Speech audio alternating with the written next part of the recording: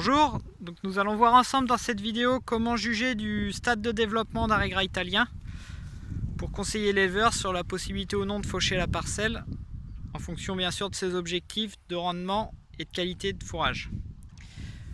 Donc voici la parcelle dans laquelle je me situe. On va se diriger vers une zone qui nous paraît représentative de la parcelle en fonction du stade de développement du régrat. Et dans cette zone, on va prélever plusieurs pieds.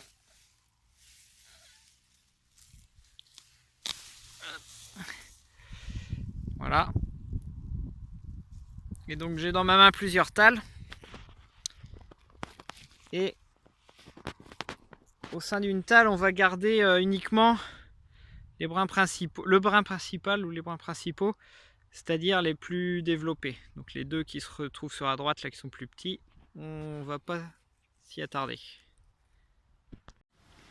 Donc maintenant, on va chercher où se situe l'épi dans la gaine du RGI.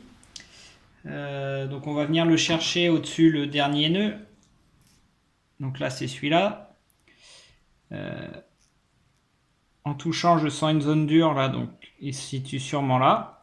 Je vais couper la gaine juste en dessous pour m'en assurer. Et je vais la fendre en deux.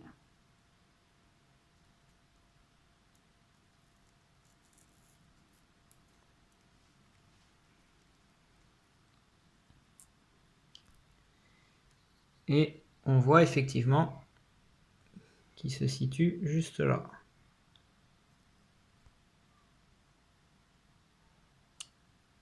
Voilà. Donc maintenant, je reprends le bas de ma tige et je vais mesurer la hauteur entre le plateau de talage et l'endroit où se situait l'épi. Donc là, on est à 28-29 cm. Sachant qu'on assure déjà 2 tonnes, 2 tonnes et demie de matière sèche lorsque l'épi atteint les 15 cm depuis le plateau de talage. Donc là, à discuter avec mon éleveur, mais s'il veut conserver de la qualité, je vais plutôt lui conseiller de faucher dès qu'il y aura une fenêtre de météo favorable.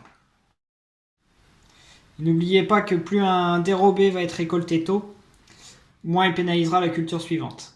Et qu'avec les hivers qu'on a de plus en plus doux et les étés qui sont souvent marqués par des déficits hydriques importants, tout ça va plutôt dans le sens d'une fauche précoce.